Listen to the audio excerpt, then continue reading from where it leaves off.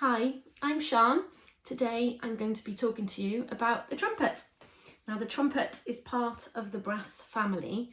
The brass family is a wind family and there's quite a few instruments in that. There's the cornets, trumpets, trombones, tenor horns, euphoniums, baritones and tubas. The brass family all share one thing in common.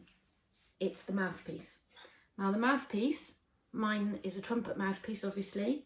We have a cornet mouthpiece here. It's a little bit smaller, but they make the same sound.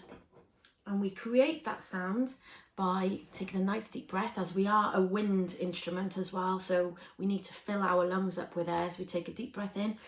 And when we blow out, we create our lips into a special shape. This is our embouchure.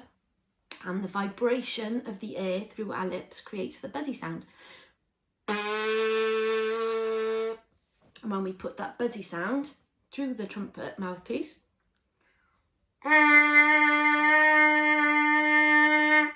we create the buzz that we need to make our instrument work.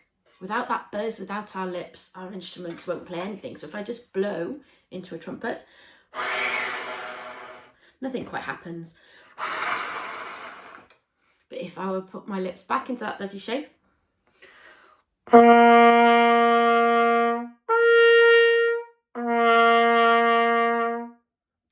you could hear two different notes. The first one was quite low and the second one was quite high. All I did was change the shape of my lips to either tight together, and then looser, so create a little hole, and that creates a lower sound. So the trumpet has 3 valves. The olden day style trumpets, it was actually around from the 1500s, had no valves at all. They just had a mouthpiece and a long tube, no holes in the tube. And a lot of the time they were used in the military as well. So there's a very famous tune written for trumpet. It's used on Remembrance Sunday. I wonder if you've heard it before.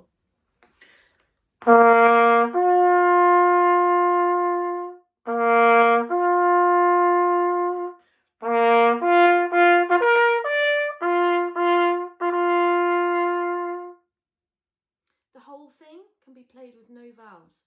Now the valves on a modern day trumpet can change the sound of our notes. You can play either high or low, again with the same tight or low embouchure, but also moving our valves into 7 different positions creates other sounds.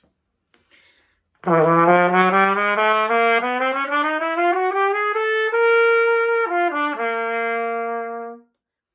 range of the trumpet is from low F sharp up to 2 octaves above top C, almost 3 octaves really. Also plays in treble clef. Now there's been an introduction to the treble clef on the Glamorgan Music site website or on the YouTube, so Glamorgan Music School, and you will find an introduction to treble clef, which is what the trumpet's playing.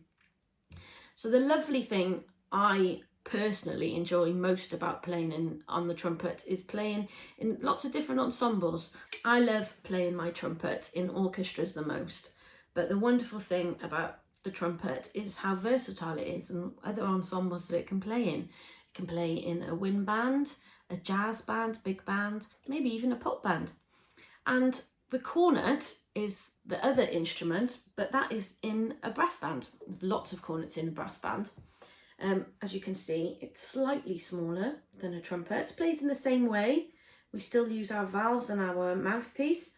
And cornets were sometimes used in orchestral writing as well. In fact, in Bizet's Carmen, the famous opera, they used cornets instead of trumpets, and there's a very famous line in that. Let's see if you can hear it.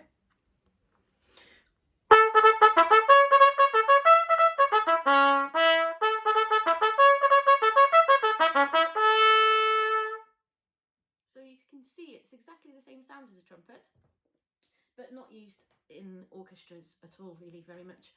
So the trumpet in an orchestra sits in the back, is very loud. It sits with the trombones and the tubas and the French horns, and it's written for in such different ways.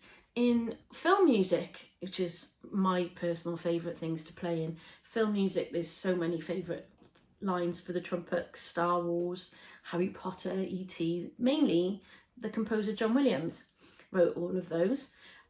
There's lots of other wonderful pieces written for trumpet in film music, but it's also used in a very lyrical, soft way. So if you recognise this tune, hear the soft lyrical line and how beautiful it can sound.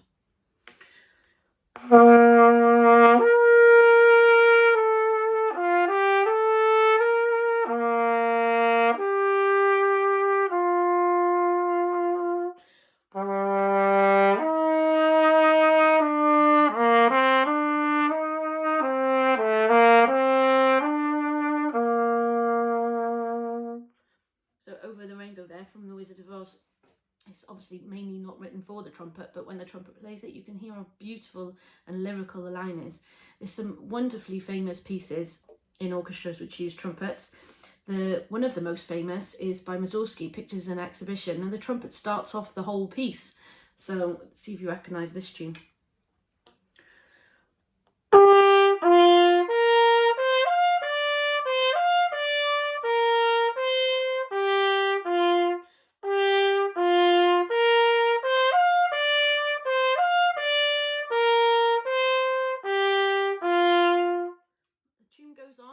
And it gets used a lot throughout the piece in different forms, and different parts of the orchestra play it, different members of the orchestra play it.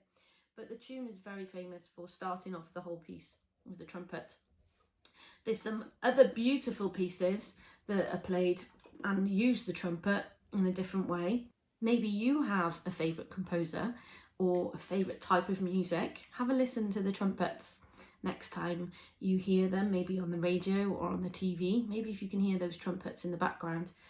If you're interested in learning the trumpet, or maybe you already play the trumpet, maybe you can listen to some other trumpet players. There's quite a few famous trumpet players out there, but I'll give you a few to have a go at looking up. There's Wynton Marsalis, Tinny Helseth, Alison Balsam, and Maurice Andre and Hakan Hakenberger. So there's a few to start you off. They play wonderful pieces, and maybe it's something that you haven't listened to before. You could try and see if there's something that you like and you can have a go at. So I'm going to finish my little introduction to the trumpet with one of my favourite pieces. It is a film music piece by John Williams, again, that wonderful composer. Star Wars. I think everyone recognises most of the tunes in Star Wars, but the wonderful thing about John Williams is he used the instruments beautifully. So in Princess Leia's theme, he used a French horn, which is such a lovely sound, again, part of the brass family. But the main theme, always played by the trumpets.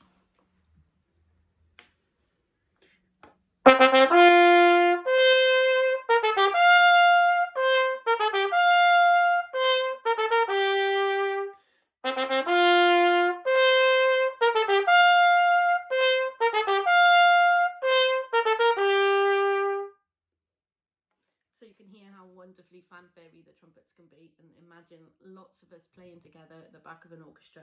So I hope you've enjoyed your introduction to the trumpet, and hope you enjoy learning and playing and being able to play all your favourite pieces too.